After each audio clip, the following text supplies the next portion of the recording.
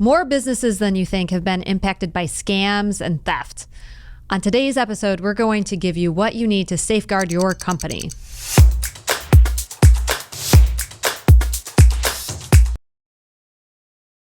Welcome to Bootstrappers Podcast, where we help entrepreneurs scale their business with remote teams.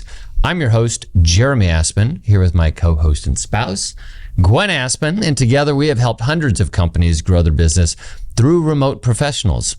If you want to achieve those big, hairy, audacious goals for your business, this is the podcast for you. Most successful people don't want to talk about the time they fell for a scam or admit that they trusted someone, even a close friend or family member, who stole from them. But the percentage of businesses who have had this happen is incredibly high. However, the number of people talking about it is really low. And these kind of scams can set you back and put you out of business. So today we're going to break the trend and give you all the things you need to do to safeguard your company from theft and scams. So we have had several people try to scam us over the years. No, thankfully, no one's been successful, but we've been close a few times. I was successful and I scammed you into marrying me. You fell for it, sucker. But I have read, because this is such a big deal, you even had a friend recently get scammed out of $100,000. Yeah. So these are those phishing scams. This one is a phishing scam, and it was in another country. And sure enough, they got an email and they wanted to make sure the money was wired somewhere, and it went to a bank account somewhere else and that $100,000 is gone. And of course, they're not going to talk about that publicly. And a lot of these scams happen behind closed doors and you just never hear about it. But it really is something that we all have to train our teams to watch out for and make sure that we're safe against all kinds of scams and thievery. So one of the things that I did, because this is the kind of thing that keeps me up at night, I did read a book called The Thief in Your Company by Tiffany Couch. Totally recommend it. But she mentions, as a forensic accountant herself, that one of the biggest risks to any company is one person in the office who gets the mail, enters things into the system, and goes to the bank. If any of you have that closed loop of an employee, that is your biggest red flag risk area, because they can get the mail, and usually it happens with tax statements where they pretend that they paid the taxes, don't pay the taxes, steal the money that you'd pay towards taxes, and give that money to themselves. Well, and yeah, the other thing they end up doing, if you have software that lets that person create vendors, then they start to make fake vendors, which is another thing from that book.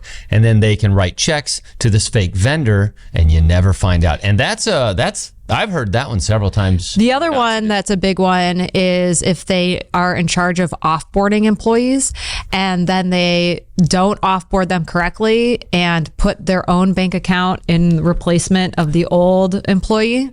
That's another area. They're so creative. Oh my gosh. And then another area where I've seen a lot of painful thievery is when you have a trusted professional who has maybe a company credit card or does a lot of sales activities.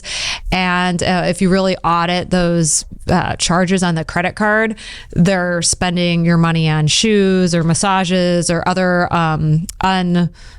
non-allowed expenses while they're on a company vacation. And those are really emotionally painful, I think, for owners, because you're like, oh my God, you're my best salesperson. We've been working together for 10 years and you just scammed me out of all this money for, your Prada bag. And I didn't even know. I thought it was a client dinner, Well, so if we're riffing, I remember just a couple of years ago. Well, no, this is probably going back 10 years ago. But we have a pretty solid system, even back then, 10 years ago, of where we control the transactions on credit cards. And even despite that, there were a couple of instances where an employee, a maintenance technician, bought a drill, like an electric drill, a nice one. And that's usually not, we could see that could get done, like maybe there was permission and all that. And then there was a second time. And then on the third time, the guy that does our audits and does data entry, he's like, why is he buying 3 drills? So sure enough, he ended up buying 3 drills over the course of 3 weeks, and he was selling them for half the price right when he left the building. That's another one. So you've got to have tight controls over your credit cards to catch for that. And candy bars. If you have a trust account, we used to see that all the time. The guys would leave after buying supplies. They'd throw a candy bar onto the tab. Well, that's in Nebraska. That's illegal.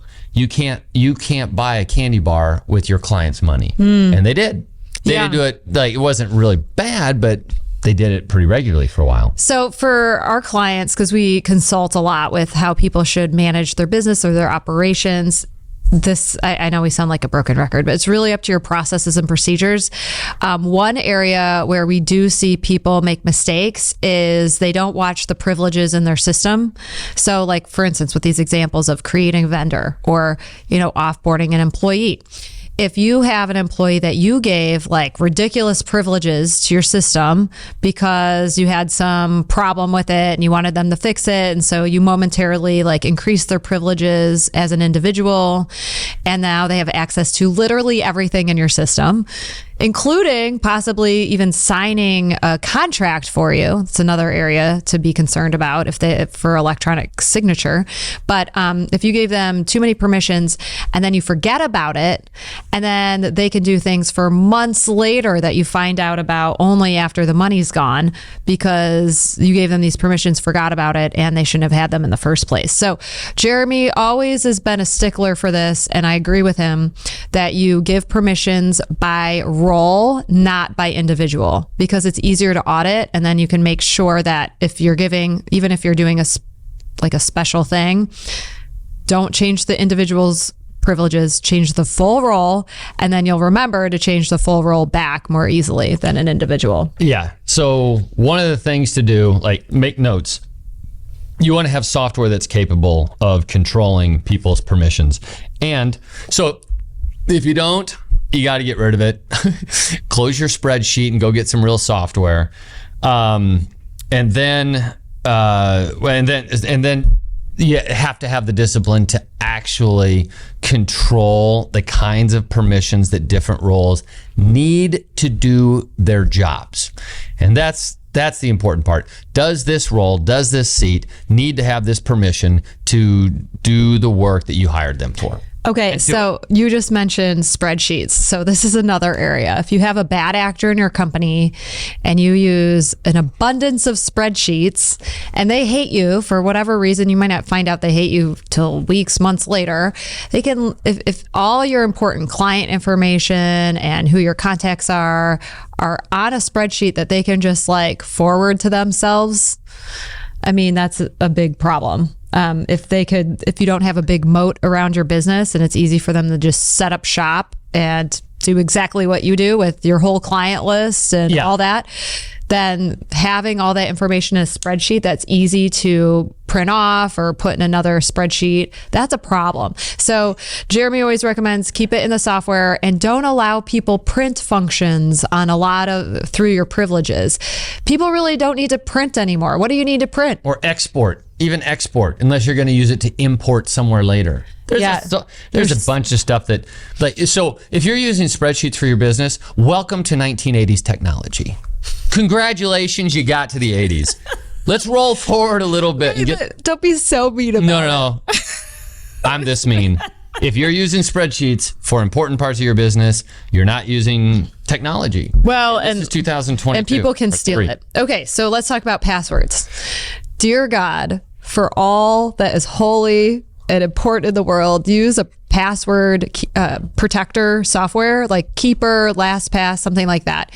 For one thing, this isn't even about security, but if you don't have this and you're like most companies that have a bazillion softwares, you're going to spend maybe half an FTE a year asking what the fucking Sorry, I'm gonna rephrase. Asking what the freaking password is. What's the username and password to HubSpot? then you're gonna- What's the username and password for 90? What's the username and password for Google? I'll send it to you by email. Oh my God. Jesus Like Christ. the Facebook group, the Instagram group, the TikTok. Like, oh my God, you'll spend literally half an FTE wondering what the passwords are. Now, if you use one of these password protectors, it's not like a sure fail thing because sure fail, is that the right word? No, go ahead. They got it. Okay. It's because you could still have a cookie on your computer and like save that password. But what it does do is it gives you a list of the passwords that you at one time gave this individual. And then when you want to fire them, you can go down that list and change all the passwords immediately as someone else is firing them so that they don't have access to anything. LastPass, Keeper. Those We are use the two that Keeper. Yeah, we use. But, It's really good. I think you should use it. yeah. Are we going through the list? Yeah, So, I'm just going through the list. let's look for some surefire ways of protecting people. Well, surefire. Okay, so I have another scam story. So we had a new sales employee, super anxious to please, really into her brand new job. And she got like this instant message that looked like it was from my phone. Like I was messaging her on her computer from my phone. And it said that my phone had broken and that's why I was using this weird software. Sorry, ha ha ha, LOL, very colloquial. But hey, can you go buy a bunch of Amazon gift cards and send them to this client with this address somewhere else in the country because, we messed up and we really need them to get these Amazon gift cards.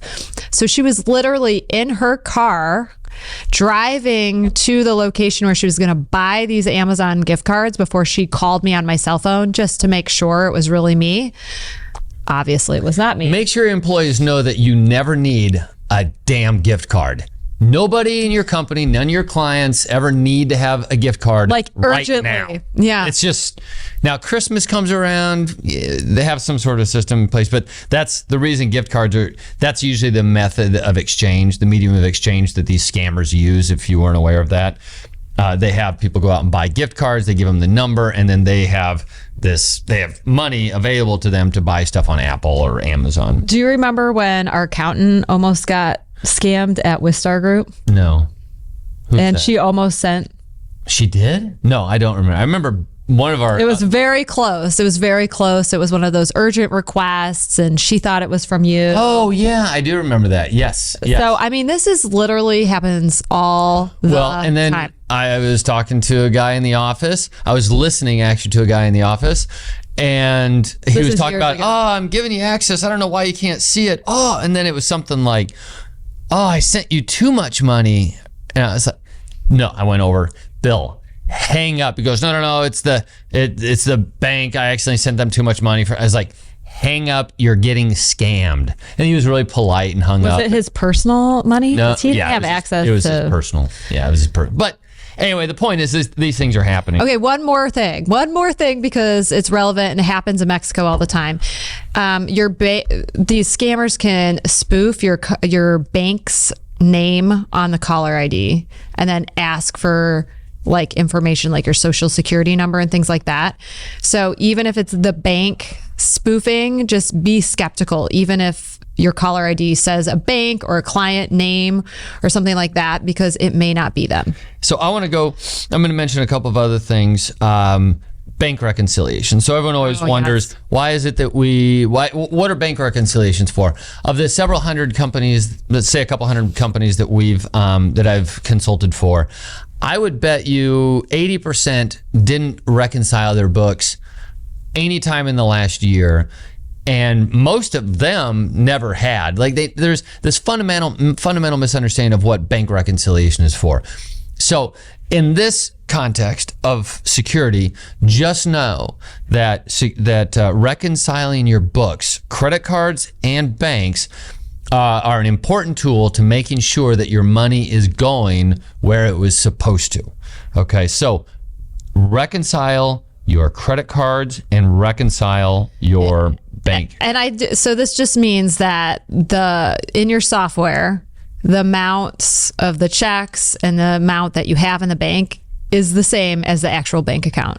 Yeah. I mean, I just want to get clear on what reconciling means, because a lot of people have a misunderstanding of what it even is. Yeah.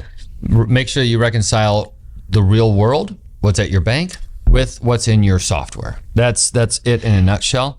But I have a scam story about that. and something to consider is that if you have deposits that haven't been reconciled for over a couple of days, attack those.